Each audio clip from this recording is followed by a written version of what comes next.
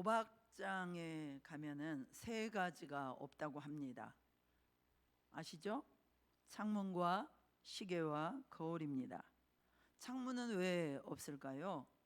바깥을 보면은 해가 뜨고 해가 지고 사람들 다니는 것을 보면은 내가 지금 뭐 하고 있는 거지? 정신을 차릴 수 있게 되니까. 또 거울이 없는 이유는 무엇입니까? 초췌해져가는, 피폐해져가는 나를 보지 못하도록 거울을 없앤 것입니다. 시계가 없는 것은 시간 가는 줄 모르게 하려고 당연히 없앤 것입니다. 다 도박에 집중하라고 의도된 것입니다. 마카오나 이런 데 가면 심지어는 그 실내에 막 바다가 있고 막 배가 움직이고 파란 하늘이 덮여 있고 그렇다고 하는데, 아무튼 도박에 집중하라고 의도된 것입니다. 시계도 없고 거울도 없고 창문도 없는 곳에서 도박에 집중하다가 결국 나중에 파산을 하게 되는 것이죠. 그렇게 파산하고 나서야 사람들은 현실을 보게 되는 것이죠. 창문 너머 세상을 볼 수 있었더라면, 거울로 보이는 폐인이 되어가는 내 모습을 볼 수 있었더라면, 시계를 통해서 속절없이 가는 그 시간을 볼 수 있었더라면 여기까지 오지 않았을 가능성이 충분히 있었을 것입니다. 그러나 화려한 시스템 아래서 눈과 귀가 가려진 채로 그 속에서 모든 것을 잃고 나서야 사람들은 자신의 처지를 깨닫게 되는 것입니다. 여러분, 진실을 볼 수 없다는 것은 정말 너무나 무서운 것입니다. 내가 지금 어디로 가고 있는지, 눈이 가리고 귀가 가리고 마음이 둔해져서 나의 지금 상태가 어디에 있는지를 보지 못하는 것은 결국 우리 삶을 파멸로 인도하기 때문입니다.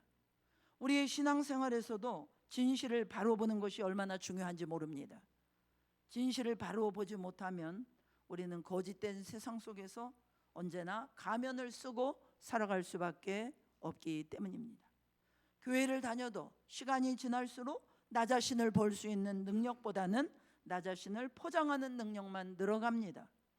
나는 은혜 받고 있고 그래도 나는 나 정도면 괜찮고 잘 믿는 거라고 착각하기 쉬워진다는 것입니다. 여러분, 우리는 늘 변화를 갈망합니다. 생수의 강이 흘러 넘치는 풍성한 삶을 사모합니다. 그런데 진정한 변화는 어디서 시작될까요? 뜨거운 설교 한 편 들으면 변화될까요? 제자훈련 프로그램을 참석하면 변화될까요? 비밀한 지식을 깨달으면 새로워질까요? 한국 교회처럼 예배가 많은 교회도 없을 것입니다. 새벽 예배, 수요 예배, 금요 기도회, 무슨 성경 공부, 틈만 나면 특별 새벽 기도. 정말 이런 나라가 지구상에 없을 정도입니다. 얼마나 예배가 많고 말씀도 많이 듣고 찬양도 많이 듣고 기도하는 시간도 많이 있습니다. 그런데 이상하게도 신앙의 연수가 늘어갈수록, 예배가 늘어갈수록 훈련도 많이 받고 지식도 늘고 노하우도 많아지는데, 그런데 우리 속사람은 그 속도를 못 따라간다는 것입니다. 그 배움이, 그 지식이, 그 경력이 우리로 하여금 오히려 십자가로 가는 길을 더 막거나 멀어지게 하든지 가면을 쓴 신앙으로 만들 때가 있다는 것이에요. 속으로는 다 썩어가고 있는데, 기쁨이 없는데 교회에 와서는 아무런 일도 없는 듯이 얼마나 우리가 나이스하게 행동하고 말합니까? 사람은 본능적으로 자신을 높이고 싶고 괜찮은 사람으로 포장하고 싶은 그런 욕구가 있잖아요. 실제로는 가진 게 없어요. 그런데도 무언가 가진 그런 사람인 것처럼 있어 보이고 싶고요. 실제로 가정에서, 직장에서, 사회에서는 정말 부끄러운 삶을 살고 고집 하나 꺾지 못하면서 겉으로는 아주 괜찮은 사람인 것처럼 포장하고 싶은 것이 사람의 본 마음입니다. 왜냐하면 죄된 인간의 본성은 보이는 것으로 반응하고 보이는 것으로 서로를 평가하기 때문입니다. 눈에 안 보이는 하나님보다는 눈에 보이는 사람 앞에 잘 보이는 것이 더 유익이라고 생각하는 것이지요. 마태복음 6장의 외식에 대해서 예수님도 경고하셨습니다. 기도할 때 사람들 앞에서 기도하는 척 하지 말고 은밀히 보시는 하나님 앞에 골방에서 조용히 기도해라. 금식할 때 얼굴이 어두워가지고 머리가 막 떡져가지고 다니지 말고 깨끗하게 샤워하고 머리 빗고 로션 바르고 금식하는 척 하지 말라라고 말씀하셨어요. 구제할 때 오른손이 하는 일을 왼손이 모르게 하라고 말씀하셨습니다. 왜 그럴까요? 여러분, 금식과 구제와 기도는 경건한 유대인들이 항상 매일 하고 일주일에 2번씩 반복하는 그런 경건 생활이었습니다. 금식하고 구제하고 기도하는 거, 이 의도는 얼마나 아름답습니까? 시작은 좋은데도 좋은 의도로 시작했는데 하나님이 아니라 사람을 자꾸 바라보게 되고 사람을 자꾸 의식하게 되는 것입니다. 여러분, 진정한 신앙이라는 것은 사람의 눈이 아니라 하나님의 눈을 의식하는 것인 줄로 믿으시기 바랍니다. 사람들이 나를 어떻게 볼까 보다 중심을 보시는 하나님이 나를 어떻게 보실까, 이것이 더 중요한 판단 기준이 되는 것이에요. 죄에 대해서도 마찬가지입니다. 우리가 성령 충만하면은 어떤 일이 생길 때마다 먼저 내 자신의 잘못과 죄를 돌아보게 되는 거죠. 그러나 하나님의 임재 의식이 없고 성령 충만하지 못하면은 자꾸 남의 잘못이 보이고 남 탓할 일이 많아집니다. 왜 이렇게 교회 안에서 불평이 많고 싸움이 많을까요? 우리가 말씀과 성령을 따라 행하지 않기 때문입니다. 말씀 듣고 들은 풍월은 많아져서 도덕 기준은 자꾸 높아져요. 그렇죠. 예수 믿으면 이렇게 살면 안 된다잖아요. 그러니까 우리 도덕 기준은 높아지고 그러는데 정작 성령 충만하지 못하니까 그 기준으로 서로 평가하고 비난하기 바쁜 것입니다. 비판의 기준은 높은데 아무도 내 탓이라고 하는 사람이 없다면 그것은요 정말 다 죽자는 얘기입니다. 다 죽자는 얘기예요. 여러분, 정말 은혜 받으면, 정말 성령 충만하면, 정말 말씀 따라 살고자 하면 부족한 내 자신이 가장 먼저 보여야 제대로 은혜 받은 것입니다. 가장 먼저 회개가 필요한 대상이 나라는 것을 인식하게 되는 것입니다. 이게 진짜 은혜 받은 증거입니다. 믿습니까? 왜 그렇습니까?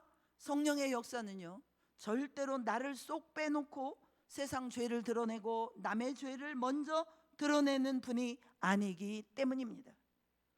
우리가 저희 교회는 나라와 민족을 위해서 기도를 합니다. 나라와 민족을 위해서 우리가 기도할 때 세상 지도자들을 위해서 기도하기에 앞서서 한국교회 지도자들과 성도들의 타락을 위해서 우리가 먼저 회개하는 이유가 바로 이것입니다. 그런 말이 있어요. 교회에서 제일 무서운 사람은 수십 년간 한 번도 새벽기도 안 빠진 권사님이다. 왜 그렇습니까? 새벽 예배 나올 때마다 누가 왔나 누가 안 왔나, 저 권사님 나왔나 안 나왔나, 오늘 우리 장로님은 5분 늦으셨네, 이런 거 카운트하고 계신다는 거예요. 담임 목사님이 안 나오셨어, 난리가 나는 겁니다. 여러분, 사역이 거룩하다고 내가 거룩해지는 것이 아닙니다. 그 예배 시간이 아름답다고 내가 저절로 아름다워지는 것이 아닙니다. 여러분, 오래 믿을수록 뭐가 제일 어렵던가요? 오래 믿을수록 나를 보는 것이 가장 어렵습니다. 오래 믿을수록 내가 얼마나 부족하고 얼마나 껍데기밖에 없는 사람인지 그거 보기가 너무나 어렵습니다. 장은 익을수록 더 맛이 들지만은요 사람은요 그냥 놔두면요 상해버립니다. 변질되고요 썩어서 냄새가 납니다. 정말 우리가 정신을 차리고 항상 우리 자신을 십자가 앞에 세우고 말씀을 붙들고 따라가는 믿음이 되어야 할 줄로 믿습니다. 여러분, 정말로 성령으로 거듭난 사람은요 진실하게 되어 있어요. 여기서 진실하다는 것은 먼저 내 자기 자신을 볼 줄 알고 겸손히 하나님과 사람 앞에 설 줄 아는 것을 말합니다. 이게 진실한 겁니다. 내가 잘못했으면 잘못했다고 얘기할 줄 알고, 내 탓이면 내 탓이라고 할 줄 알고, 모르면 모른다고 말하는 것입니다. 이렇게 얘기하는 것이 아주 쉬워 보이지만 상당히 어렵습니다. 저희 친정 집안에도 그런 사람이 있어요. 엊그제도 그 사람하고, 같이 사는 사람하고 저랑 통화하면서 이러해서 너무 어렵다고, 절대로 잘못했다는 말을 시인하지 않는 것 때문에 아주 죽을 만큼 자기가 고통스럽다고, 결과를 볼 때 너무나도 잘못했는데 절대로 잘못한 것을 가족들에게 인정하는 말을 안 한다는 거예요. 여러분, 그렇죠. 우리가 하나님 앞에서는요, 잘못했다는 거 말하는 거 잘합니다. 그런데 사람 앞에서는 잘못했다고 하면 아주 큰일 나는 줄 알아요. 작은 일이라도 잘못했으면 잘못했다고 시인하면 되는데 절대로 안 합니다. 우리는요, 이 부족함, 나의 부족한 것을 자꾸만 나의 열등감과 연결시키를 좋아해요. 아, 이것은 내가 어릴 때 이렇게 살아서 지금 이런 거야. 맨날 이렇게 말해요. 어쩌라고. 상대방은 이미 상처받고 있는데. 또 잘못을 저지르면요, 자꾸 죄책감과 연결을 시켜요. 자꾸 자학만 합니다. 혹은 변명하거나 탓하기에 바쁩니다. 여러분, 이것은 자꾸 회개의 길에서 회피하는 것입니다. 이것은 사단이 하는 짓이에요. 성령 안에서 거듭난 사람은 우리 옛사람의 그 습성과 부족함을 십자가 앞에 날마다 가져가고 잘못을 즉시로 회개로 연결할 줄 아는 사람입니다. 누군가를 볼 때, 아, 저 사람의 죄가 나에게도 있을 거야, 저런 모습이 과거에 나에게도 있지 않았을까? 상대방의 티를 보고 나의 들보를 발견하려고 기도하고 또 기도하고 또 기도하고, 그래서 스스로 겸손해질 뿐만 아니라 그 상대방에게 긍휼을 베푸는 사람이 되어 가는 것입니다. 성경에 보면요, 제일 딱한 사람들이 있어요. 여러분 잘 아시죠? 바로 바리새인들입니다. 바리새인들은 정말 열심과 충성으로 무장된 사람들이었어요. 하나님을 향해 이런 열정을 가진 사람들이 없었습니다. 그런데 그 열심 때문에, 그 충성과 헌신 때문에 결정적으로 가장 진실하기 어려운 사람들이었습니다. 왜 그렇습니까? 스스로 너무 경건하다고 생각했습니다. 이 사람들은 율법을 지키다 못해 거기다가 장로의 유전까지를 더해가지고 아주 열심으로 하나님을 섬겼던 사람들이었습니다. 예를 들어서 율법의 안식일을 기억하여 거룩히 지키라, 이것에 온갖 조항을 다 만들어서 붙이는 거예요. 안식일에 몇 미터 이상 걸어가면은 범하는 거다, 불 피우면 안 된다, 아파도 병원에 데려갈 수 없다, 온갖 것을 다 세워놓고 나중에는 배보다 배꼽이 더 커져요. 율법보다 이 조항들이 훨씬 더 커져서 예수님 시대가 되니까 그 조항들이 613가지나 되었어요. 여러분, 이게 사람을 살리는 법이 되겠습니까? 사람 잡는 법이 되겠습니까? 사람 잡는 법이 되는 거예요. 이렇게 예수님 시대의 바리새인들과 서기관들은 자신들이 그렇게 율법을 철저하게 지킨다는 것에 대해서 자기 의가 가득한 사람들이었어요. 그런데 문제는 무엇입니까? 자신들이 죄인임을 몰랐다는 것입니다. 오히려 자신들의 죄가 예수님 앞에 드러나지니까 그걸 견디지 못했습니다. 어떻게든 예수님을 책잡으려고 혈안이 되었습니다. 여러분, 바리새인들과 서기관들이 예수님을 책잡는 것 중에서 정말로 예수님이 율법을 어기신 것이 있었을까요? 없었어요. 율법을 어긴 것이 하나도 없는데 자기들이 만들어 놓은 그 조항, 율법 조항을 어겼다고 거품 물고 예수님을 쫓아다니면서 괴롭힌 것입니다. 제자들이 배가 고파서 안식일에 이삭을 비벼 먹었는데 이거 비빈 것이 노동행위라는 것이에요. 안식일에 손 마른 사람 고쳐주는 거 안식일을 범했다는 거예요. 일했다는 거예요. 사람들이 만들어 놓은 유전으로 하나님의 율법, 하나님의 말씀을 무너뜨리는 사람들이었습니다. 여러분, 그렇습니다. 우리도 어찌 보면은 덕지덕지 붙어 있는 우리의 신앙적 행위를 가지고 하나님 앞에서는 우리가 열심과 열정으로 사는데, 정작 우리 자기 속을, 내 속을 들여다볼 줄 아는 우리의 눈은 어두워져 있을 수 있습니다. 내세울 신앙적 행위가 많으니까 남들 잘못은 너무 잘 보이는데 자기 잘못은 못 보게 될 수가 있는 것입니다. 그래서 주님이 그들을 향해서 마태복음 21장에 뭐라고 하셨습니까? 세리와 창기들이 너희보다 먼저 하나님 나라에 들어가리라 말씀하셨습니다. 왜 그렇습니까? 세리와 창기는 듣고 뉘우쳤지만, 회개했지만, 바리새인과 서기관들은 끝내 들어도 뉘우치지 않았기 때문입니다. 여러분, 성숙한 신앙의 기준은 자기를 돌아볼 줄 아는 만큼입니다. 자기를 돌아볼 줄 아는 만큼입니다. 이것이 성숙한 신앙의 기준입니다. 아무리 여러분이 대단한 은사를 받아서 남의 마음을 꿰뚫고 남의 상태를 알고 병을 고치고 예언하는 능력이 있어도요, 이것은 성숙과는 아무 상관이 없는 것입니다. 진짜 성숙은 나를 들여다볼 줄 알아야 하는 것입니다. 사도 바울이 뭐라고 말했습니까? 방언도 패하고 예언도 패하고 지식도 다 패한다. 영원한 것, 끝까지 있는 것은 믿음과 소망과 사랑, 그 중에 제일은 사랑이라. 그러니까 믿음을 지키고 소망을 지키고 사랑을 지키라는 거예요.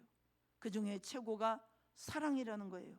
사랑은 오래 참고, 사랑은 온유하며, 시기하지 않으며, 교만하지 아니하며, 쭉 나오잖아요.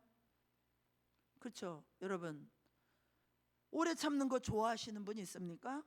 그러니까 사랑하라는 설교 제일 재미없습니다. 말씀의 거울을 통해서 나는 결코 사랑할 수 없는 사람이구나, 나는 온유할 수 없는 사람이구나, 나는 오래 참을 수 없는 사람이구나, 우리의 완악한 마음을 깨닫고 애통한 마음과 겸손한 마음으로 하나님 앞에 엎드려 은혜를 구해야 하는 것입니다. 여러분, 기억하십시오. 이것이 천국문을 여는 열쇠입니다. 이게 천국문을 여는 열쇠입니다. 그런데 우리는 정말 놓치고 있지 않습니까? 믿음을 잃어버리고 있지 않습니까? 소망이 무너져 있지 않습니까? 사랑의 수고를 하는 것에 대해서 부담스러워하지 않습니까? 근신하고 정신 차려야 됩니다. 그럴듯하게 보이는 세상 따라가지 말고 성경이 말씀하시는 거 따라가야 될 줄로 믿습니다. 사도 바울도 말했어요. 내가 선한 싸움을 마치고 믿음을 지켰다고 말했어요. 여러분, 우리의 싸움은 믿음을 지키는 싸움입니다. 항상 천국을 소망하는 것, 이 소망이 사라지지 않아야 될 줄로 믿습니다.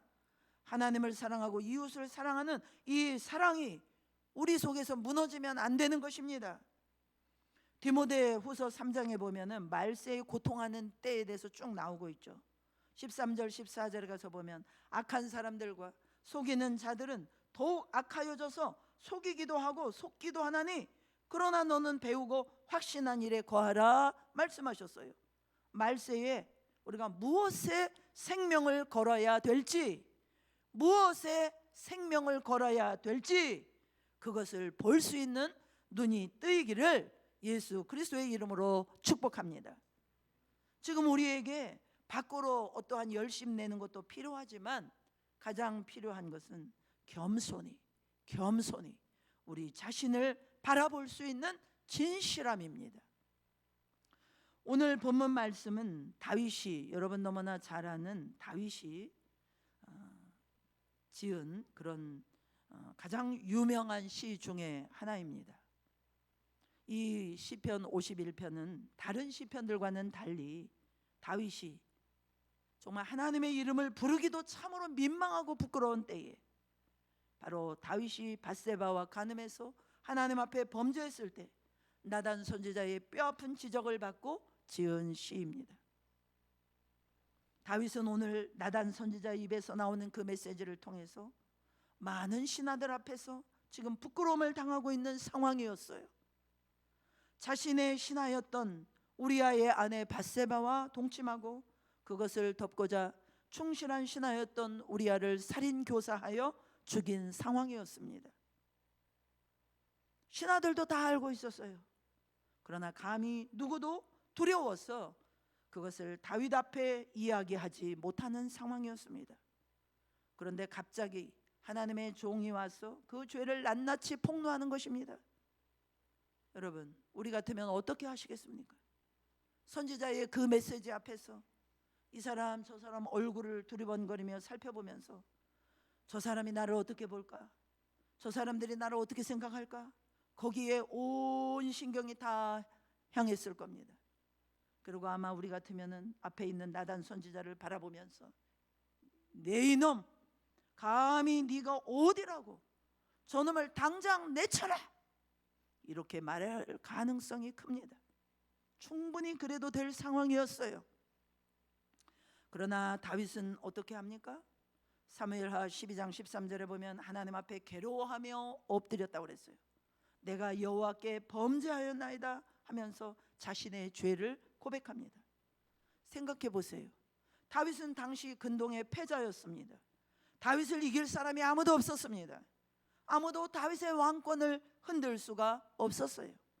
그런데 일개 선지자가 와가지고 신하들 앞에서 다윗을 꾸짖어요.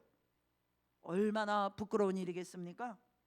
게다가 다윗이 저지른 죄를 보면요, 만약에 오늘날 이 시대의 다윗과 같은 이런 죄를 대통령이 저질렀다고 생각해 보세요. 아마 긴급 체포돼 가지고 뉴스 헤드라인에 나오지 않았겠습니까? 그런데 당시에는 강력한 왕권으로 얼마든지 이 일을 덮을 수가 있었습니다. 아무도 뭐라고 할 사람이 없었어요. 그런데 다윗은 나단 선지자의 책망을 듣는 순간 하나님 앞에 엎드립니다. 하나님 앞에 엎드립니다. 그리고 간절한 회개로 51편을 하나님께 드린 것입니다. 오늘 51편 말씀을 다 우리가 보기는 어렵고 선별적으로 이렇게 말씀을 드리고자 합니다. 6절에 보면은 보소서, 주께서는 중심이 진실함을 원하시오니 내게 지혜를 은밀히 가르치시리이다. 주님이 우리에게 뭘 원하십니까? 중심의 진실함을 원하신대요. 진실함을 원하신대요. 여러분, 우리가 하나님 앞에 많은 찬양과 기도를 해도요, 솔직히 우리 자신도 알죠, 여러분? 이게 지금 입에서만 맴도는 찬양인지, 찬양을 입에서는 하고 있는데 머릿속에는 오만 가지 생각이 다 들어오고, 정말 깊은 데서부터, 내 마음 깊은 곳에서부터 드려지는 올라오는 고백인지 찬양인지 우리 스스로가 너무나 잘 알고 주님도 더 잘 아십니다. 주님이 우리에게 원하시는 것은 진실한 기도, 진실한 예배, 진실한 찬양인 줄로 믿으시기 바랍니다. 잠언 15장 8절에 악인의 제사는 여호와께서 미워하셔도 정직한 자의 기도는 그가 기뻐하시느니라 그랬습니다. 화려한 미사 여구가 아니라 내 모습 이대로 나가는 것, 주님이 그것을 기다리고 계신다는 것입니다. 그런 사람에게는 주님의 지혜를 은밀히 가르쳐 주시는데 그 지혜는 어떤 사람의 지식이 아니라 우리를 회복과 정결로 인도하시는 그런 하나님의 지혜라는 거예요. 예를 들어 여러분, 우리가 참 이상합니다. 주님으로부터 막 도망치고 싶고 숨고 싶고 아니라고 부인하고 싶고 막 우리가 위장하고 싶은데, 그래도 성령께서 너무나 찔림을 주시기 때문에 어쩔 수 없이 하나님 앞에 나가 회개하기 시작하고 진실하게 나가기 시작하면요, 우리 마음이 어느새 새로워지고 우리 생각이 바뀝니다. 그것이 주님이 주시는 하늘의 지혜인 줄로 믿습니다. 우리에게서 나올 수 없는, 우리의 성정과 우리의 감정에서는 나올 수 없는 주님의 마음이, 주님의 긍휼이, 주님의 사랑이 우리 안에 부어지는 것입니다. 다윗처럼 제가 죄인입니다 하고 시인하고 엎드릴 때 우리에게 살 길을 열어주신다는 의미입니다. 다윗은 진심이 있었습니다. 오늘 시편을 보면요, 다윗의 소원은 딱 한 가지였어요. 하나님께 죄사함 받고 다시 그 앞에 살아가는 것입니다. 우리 11절 12절 다시 한번 같이 읽겠습니다. 시작.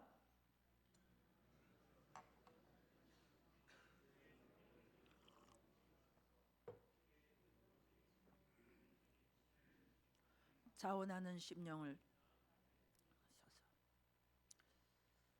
다윗의 소원은 내가 지은 이 죄 때문에 하나님이 땅 뺏어가실까? 왕권을 뺏어가시면 어떡하지? 무슨 반란이 일어나면 어떡하지? 뭔가 나에게 삶에 어려움이 찾아오면 어떡하지? 이런 것을 고민한 게 아니라 다윗이 진정으로 두려워했던 것은 주님의 성령이 떠나시는 것, 하나님의 임재가 내게서 떠나는 것, 구원의 기쁨을 잃어버리는 것, 그것을 가장 두려워했어요. 여러분, 그렇습니다. 하나님의 임재, 주님의 성령이 떠나시는 것을 우리는 가장 두려워해야 될 것입니다. 제가 목회하면서 가장 안타까운 것은 어떤 분들은 성령이 주시는 회개의 기회를 놓치는 거예요. 성령님이 보이지 않는다고 그래갖고 성령의 감동, 성령이 주시는 그 인도를 너무 가볍게 여기는 것입니다. 여러분, 성령이 주시는 기회를 자꾸 소멸하면 다시 기회를 얻는 것은 거의 불가능합니다. 무슨 말입니까? 우리가 간절히 회개하고 싶어도 회개가 열리지 않는 그런 재앙의 날이 올 수 있다는 거예요. 히브리서 12장 16, 17절에 음행하는 자 혹 한 그릇 음식으로 해 장자의 명분을 판 에서와 같이 망령된 자가 없도록 하라. 너희가 아는 바와 같이 그가 그 후에 축복을 이어받으려고 눈물을 흘리며 구하되 버림받아 되어 회개할 기회를 얻지 못하였느니라. 에서는 눈물을 흘리며 구하였지만 회개할 기회를 얻지 못했다고 말했습니다. 늘 예배자였던 다윗의 마음 안에는 그런 양심의 부대낌과 성령의 책망이 있었던 것 같아요. 죄를 짓고 나서 정말 괴로운 심정이 그의 심령 안에 있었던 것 같습니다. 그러던 찰나에 나단 선지자를 통해서 쐐기를 박는 것 같은 주님의 말씀이 임하게 된 것이에요. 여러분, 진짜 구원받은 하나님의 백성은요, 죄를 지으면 아무렇지도 않을까요? 불안할까요? 불안하고 슬프고 괴롭습니다. 우리 속에 성령님이 계시기 때문입니다. 그러나 우리의 고집과 우리의 체면과 우리의 자존심 때문에 성령의 책망에 귀를 닫으면, 마음을 닫으면 자꾸만 우리를 사울의 길로 가게 합니다. 우리가 아침마다 사무엘상 말씀을 통하여 요즘에 사울의 그 비참해지는 삶을 보고 있어요. 사울의 길이 무엇입니까? 하나님의 말씀을 가볍게 여기고 어긴 것이에요. 그래서 회개할 기회를 하나님께서 많이 주셨지만은 그 기회를 놓친 것입니다. 사무엘상 15장 3절 9절 3절 9절에 보니까 우리 한번 같이 읽어보겠습니다. 시작.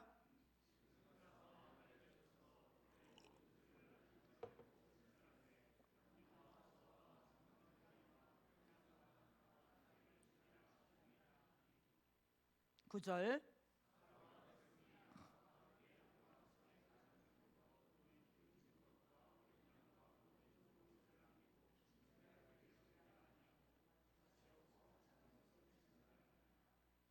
아말렉을 쳐서 모든 소유를 남기지 말고 진멸하라, 하나님 말씀했어요. 사무엘 선지자를 통해서. 그런데 어떻게 했어요? 9절에 많은 살찐 짐승들, 가장 좋은 것, 양과 소의 가장 좋은 것, 기름진 것, 어린 양과 모든 좋은 것을 남겼습니다. 그리고 가치 없고 하찮은 것은 진멸했어요.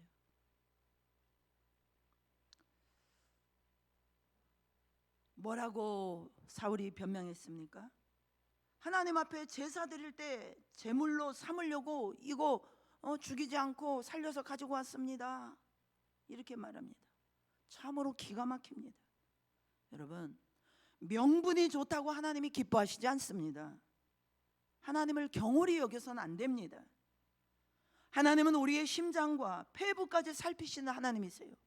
왜 그 말을 하는지, 왜 그 선택을 하고 그 길을 가는지 하나님은 그 동기까지 훤히 아시는 분이십니다. 사울은 말도 안 되는 핑계를 대지 않습니까? 표준 세번역으로 우리가 한번 읽어보겠어요. 15장 30절 같이 읽겠습니다. 시작.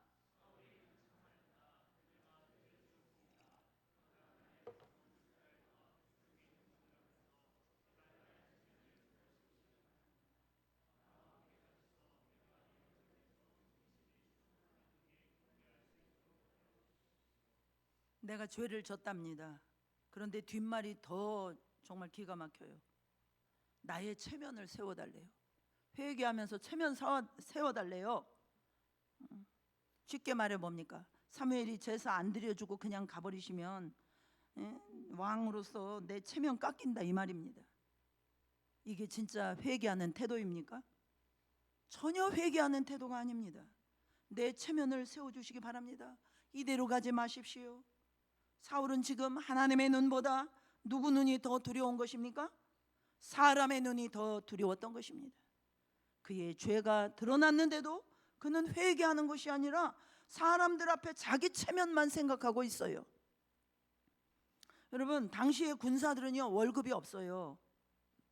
뭘 받았을까요? 전쟁 나가면 전리품을 취하는 거예요. 이 짐승을 취하기도 하고 무기를 취하기도 하고. 그래서 그 지역 전체를 노략질 해가지고 그것을 나눠 갖는 것이 군인들이 받는 급여였어요. 그런데 진멸하고 아무것도 갖고 오지 말라 그랬잖아요. 그렇게 되면 누구 입이 대빨 나올까요? 누구 입이 대빨 나와요? 군인들 입이 대빨 나오겠죠. 그리고 누구 리더십이 떨어져요? 사울 리더십이 떨어집니다.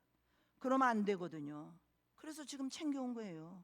어떻게든 자기 리더십을 지키고 체면을 지키려고 챙긴 겁니다. 심지어 예배조차도 끌어당겨 갖고 예배조차도 자기 체면을 위해서 이용하는 것입니다.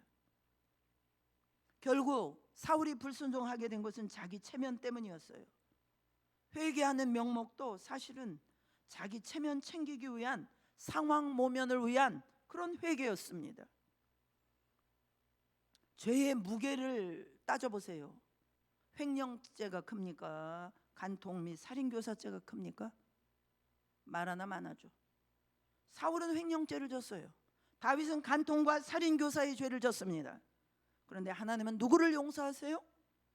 다윗을 용서하시고 사울을 버리셨습니다. 하나님께는 누가 더 큰 죄를 졌나는 하나도 중요하지 않습니다. 누가 제대로 회개하였느냐, 이것이 중요합니다. 여러분, 우리가 멸망하는 이유, 우리가 결코 심판받는 이유는 죄가 많기 때문이 아니라 회개하지 않기 때문입니다. 여러분, 중심의 진실함은요, 중심의 진실함, 이것은 영적인 생사화복을 결정짓는 것입니다. 영적인 생사화복을 결정짓는 것입니다. 진실하게 회개하며 엎드린 다윗은 하나님의 자비하심을 입었고 끝까지 가면을 벗지 않고 회개하지 않은 사울은 자기가 선택한 길을 갔습니다. 사랑하는 여러분, 우리는 지금 마지막 때를 살고 있습니다. 하나님께서 이 마지막 때에 당신의 신부들을 깨우시기 위해서 하시는 일은 우리들의 영적 상태를 낱낱이 드러내시는 것입니다. 여러분, 신앙생활이 오래될수록 나를 보는 것이 정말 어렵습니다. 가장 어렵습니다. 진짜 제대로 된 회개를 하기가 어려운 것입니다. 한 교회에서 오랫동안 신앙생활하면 더 그러기가 쉽습니다. 뭐 별로 새로운 것도 없고요. 그러니까 이대로 줬사오니 이 정도면 되겠지, 느슨해질 수 있어요. 그래도 지난주에 우리가 또 예한교회와 연합기도회를 통해서 그분들의 그 은혜를 사모하는 그런 뜨거운 마음에 그 뜨거운 열기, 우리가 크게 도전을 받은 줄로 믿습니다. 아, 내가 미지근하구나. 저 양반들은 나와 똑같은 성도들인데 왜 이렇게 뜨거운데, 우리가 정신을 번쩍 차리게 되었어요. 얼마나 그분들이 하나님 은혜를 사모하는지, 갈망함이 부족한 우리 모습을 보게 하셨고 우리 영혼을 흔들어 깨우시고 기도하고자 하는 새로운 마음을 주신 줄로 믿습니다. 여러분, 우리가 정말 지금 여러분이 제대로 된 방향을 가고 있습니까? 무엇보다도 내 자신을 볼 수 있는 눈이 열려 있나요? 지금 나의 영적 상태는 어떤지, 나의 방향은 어디로 가고 있는지, 이 땅에서 그게 드러나는 것은 정말 축복입니다. 내 신앙의 현주소가 이 땅에서 드러나면 기회가 있습니다. 회개할 기회, 거듭날 기회가 있습니다. 그런데 기가 막히게 숨기고 살다가 심판대 앞에서 우리가 드러나면 어떡하시겠습니까? 그때는 끝난 거예요. 그때는 아무도 돌이킬 수 없어요. 회개할 수 없습니다. 이미 늦었습니다. 그 누구도 돌아올 수가 없습니다. 하나님께서 지금 우리의 영적인 상태를 드러내시는 것은 자비이고 축복임을 믿으시기 바랍니다. 우리의 가면을 벗기시고 우리의 채속옷을 벗기시고 부끄러운 우리의 인격과 삶을 드러내시는 것은 하나님이 입혀주실 새 옷이 있기 때문에 그런 것입니다. 저도 지난 30여 년이 넘는 오랜 세월 속에서 목회를 한다기보다 사실은 저의 실상을, 저의 허물을 하나님께서 벗겨내시는 시간이었어요. 얼마나 제가 믿음이 없고 인격이 없고 주님께 대한 사랑도 없고 영성도 부족한지 낱낱이 드러내시고 절절히 깨닫게 하시고 저의 주제를 보게 하시는 시간이었습니다. 정말 별 볼 일 없는 제 실존을 주님이 날마다 보게 하셨습니다. 그렇게 내 주제를 보는 삶을 통해서 눈이 열리게 되었어요. 조금. 그래서 저희 목사님과 제가 하나님 앞에 감사한 게 뭐냐면요, 저희 교회가 소위 말하는 막 부흥이 일어나고 그래서 막 잘 나가게 되었다고 한다면 스스로 만족하며 얼마나 고집스럽고 얼마나 교만했을 것입니다. 그런데 여기까지 열심히 최선을 다하여 달려와 봤지만 와서 보니까 나의 알량한 지식, 나의 열심 아무것도 아니더라고요. 정말 별 볼 일 없는 인간이더라고요. 그래서 하나님 앞에 더 엎드리게 되었습니다. 주님을 구한 것이 아니라 목회 성공이 가장 강력한 우상이었다는 것도 깨닫게 되었고 회개하게 되었습니다. 하박국 3장 17, 18절 말씀을 가지고 무화과 나무에 열매 무성치 못하고 포도나무에 열매가 없고 감람나무에 소출이 없고 밭에 먹을 것이 없으며 우리의 양이 없고 외양간에 소가 없을지라도 나는 여호와로 말미암아 즐거워하며 나는 여호와로 말미암아 즐거워하며 나의 구원의 하나님으로 말미암아 기뻐하리로다. 진짜 주님 한 번만으로 족합니다. 이제 고백하게 되었습니다. 그리고 감사한 거는요, 회개의 열매로 제가 한 가지 예전에 없던 습관이 조금 생겼어요. 못하면 못한다고 말하고요, 하나님한테도 그렇고 사람 앞에도 그렇고 모르면 모른다고 하고요, 너무 완벽하려고 애쓰지 않게 되었습니다. 그리고 사람 눈치, 사람의 인정 때문에 할 말 못하는 것이 아니고 잘못하면 잘못됐다라고 말하고요, 이렇게 가면 망한다고 말하고요, 정신 차리세요 쓴소리도 할 수 있게 되었습니다.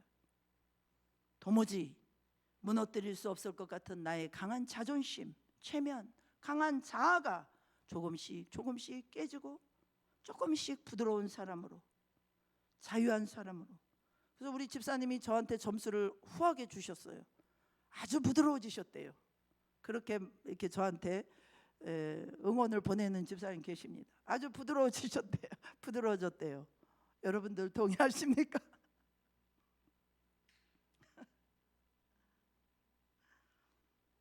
예, 그렇습니다. 여러분, 다시 말씀드리지만 자기 자신을 볼 수 있는 것은 가장 큰 축복입니다. 가장 큰 축복입니다. 다른 데 축복을 구하지 마세요. 나 자신을 볼 수 있는 것이 가장 큰 축복이에요. 내가 죄인이라는 것을 인정하는 것은요, 초라해지는 게 아니에요. 가장 놀라운 일이고 은혜 중에 은혜임을 믿으시기 바랍니다. 여러분, 우리가 언젠가 주님 앞에 섰을 때 나는 너를 모르겠다 하시는 그 이야기처럼 진짜 무서운 얘기는 없을 것입니다. 우리 주님은 인자가 많으시고 자비로우셔서 오래 참고 기다리시면서 우리가 하나님 앞에 잘 설 수 있도록 오늘도 우리에게 이 말씀을 들려주시는 줄로 믿으시기 바랍니다. 여러분, 천국은 제대로 준비도 안 하면서 가겠지 뭐 막연하게 생각해서 안 됩니다. 몰랐다고 해서 되는 게 아니에요. 소리 질러도 되는 게 아니에요. 준비한 사람만이 들어가는 것입니다. 정말 그 나라를 준비하는 삶을 살고 있는지, 무엇이 빠져있진 않은지, 어떻게 살아야 회복되는지 스스로 돌아볼 수 있어야 할 줄로 믿습니다. 죄의 무게보다 더 두려운 것은 회개할 수 없는 죽은 마음입니다. 우리 한번 해보실까요? 회개할 수 없는 죽은 마음. 다시 한번, 회개할 수 없는 죽은 마음. 회개하는 자, 그 이름을 믿는 자, 하나님께서 오늘 그 아들 예수 그리스도의 이름으로 다 받아주십니다. 중요한 것은 진실하게 우리 자신을 돌아보는 것입니다. 오늘 다윗이 구했던 그 정결한 마음을 우리에게 주시고 그 구원의 기쁨을 우리 안에 회복시켜 주시옵소서. 우리가 함께 또 찬양하며 기도하며 나가겠습니다.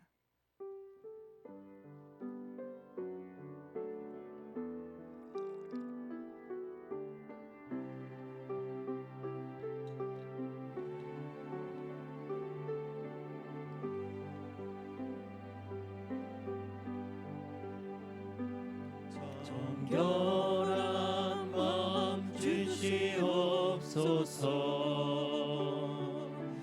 오 주님, 정직한 영을 새롭게 하소서. 정결한 마음 주시옵소서. 주님, 정결한 마음 주시옵소서. 오 주님, 정직한 영을 새롭게 하소서. 나를 주님 앞에서, 나를 주님 앞에서 멀리하지 마시고, 멀리하지 마시고 주의 성령을 거두지 마옵소서. 성령을 거두지 마옵소서.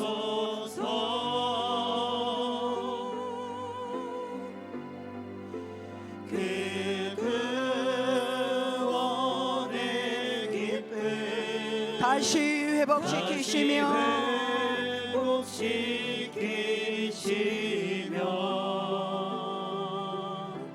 변치 않는 마음 내 안에 주소서. 정결한 마음 주시옵소서. 정결한 마음 주시옵소서. 오 주님, 정직한 영을 새롭게 하소서. 정결한 마음 주시옵소서. 정결한 마음 주시옵소서. 주시옵소서. 오 주님, 정직한 영을 새롭게 하소서.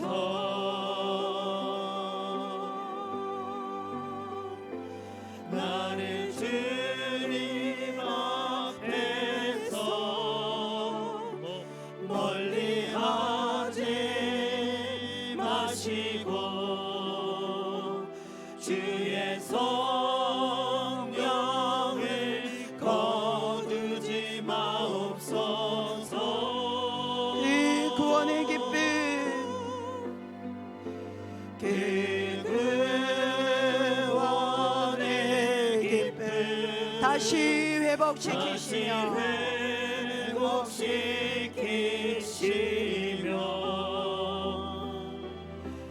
변치 않는 마음 내 안에 주소서. 주의 나를 주님 앞에서 멀리하지 마시고 나를 주님 앞에서 멀리하지 마시고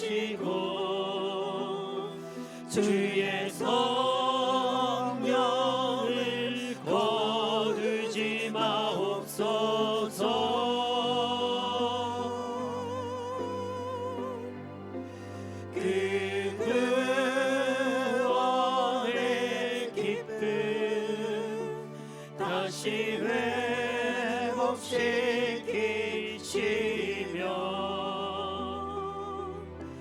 변치 않는 마음 내 안에 주소서. 오늘 말씀을 기억하면서 우리 함께 기도하시겠습니다. 주님, 우리가 너무나 성령의 감동, 성령의 음성을 가볍게 여겼던 거 회개합니다. 우리 안에 구원의 기쁨과 감격이 식어졌습니다. 회복시켜 주셨어. 우리 주변에 있는 영혼들을 바라볼 때 하나님의 마음을 부어주시고 구원의 그 마음을 부어주셨어. 우리가 주님 앞에 갈 때까지 정결한 마음, 주님이 기뻐하시는 마음을 주님 앞에 드리게 하옵소서. 다 같이 기도하시겠습니다. 할렐루야. 하나님 감사합니다. 아버지 감사드립니다. 할렐루야. 아버지 주님, 그렇습니다.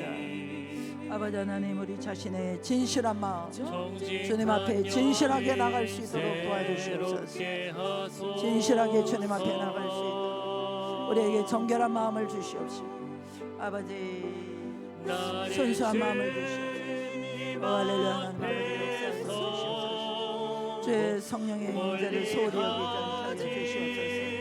아버지, 우리가 얼마나 정말 성령의 감동, 성령의 인도하심을 가볍게 여기고 아버지, 우리가 왜 성령께서 우리를 책망하시고 또 우리에게 말씀하실 때 우리가 즉시 순종하며 나가지 못했던 거 회개합니다. 아버지 주님, 그렇습니다. 내가 그리스도와 함께 십자가에 못 박혔고 이제는 내 안에 성령 하나님께서 우리 가운데 사신데 하나님, 그 하나님의 성령을 소멸하고 하나님 정말 내 뜻과 내 감정과 내 생각대로 살던 우리의 죄악들을 용서하시고 다시 한번 주님 앞에 나갈 수 있도록 인도하여 주시옵소서. 우리 이 시간에 기도할 때 주님, 그렇습니다. 회개의 기회를 잃어버리지 않고 내 완악한 마음을 깨뜨리고 내 고집을 깨뜨리고 하나님 앞에 부드러운 마음으로, 겸손한 마음으로, 우리의 마음의 진실함으로 내 안에 있는 모든 것들을 주님 앞에 고백하며 정말로 회개의 마음으로 하나님 앞에 나가기를 원합니다. 이런 마음의 소원을 가지신 분들, 또 정말 주님께서 우리를 위해서 채찍을 받으셨으니 그 주님의 십자가의 은혜와 사랑으로 내가 덧입기를 원합니다. 그런 분들 가슴에 손을 얹고 기도하시기 바랍니다. 함께 기도합니다. 할렐루야. 하나님 감사합니다. 하나님 아버지, 주님, 그렇습니다. 우리가 이 시간에 기도할 때 아버지 역사하여 주시옵소서. 할렐루야. 하나님 역사하여 주시옵소서. 아버지 더 이상 미루지 않게 하여 주시고 더 이상 변명하고 핑계하지 않게 하여 주시옵시고 아버지 얼굴을 피하지 않게 하여 주시옵시고 하나님 앞에 정직하게 나가게 하여 주시옵소서. 정직한 마음을 주시옵소서. 정직한 마음을 주시옵소서. 정직한 마음을 주시옵소서. 주여, 가면을 벗겨주시옵소서. 가면을 벗겨주시옵소서. 회개할 마음을 주시옵소서. 회개할 마음을 주시옵소서. 회개할 마음을 주시옵소서. 아버지, 아버지, 아버지. 할렐루야. 성령님 기름 부어 주시옵소서. 성령님 임하시옵소서. 성령님 임하시옵소서. 성령님 임하소서. 성령을 거절하지 않게 하옵소서. 성령을 거절하지 않게 하옵소서. 회개의 기회를 더 이상 피하지 않게 하여 주시옵소서. 더 이상 피하지 않게 하여 주옵소서. 우리의 고집과 우리의 완악한 마음을 깨뜨려 주시옵소서. 우리의 고집과 완악한 마음을 깨뜨려 주시옵소서. 아버지 역사하여 주시옵소서. 아버지, 할렐루야 하나님. 할렐루야 하나님. 성령님, 할렐루야 역사하여 주시옵소서. 아버지 다시 회복시키시며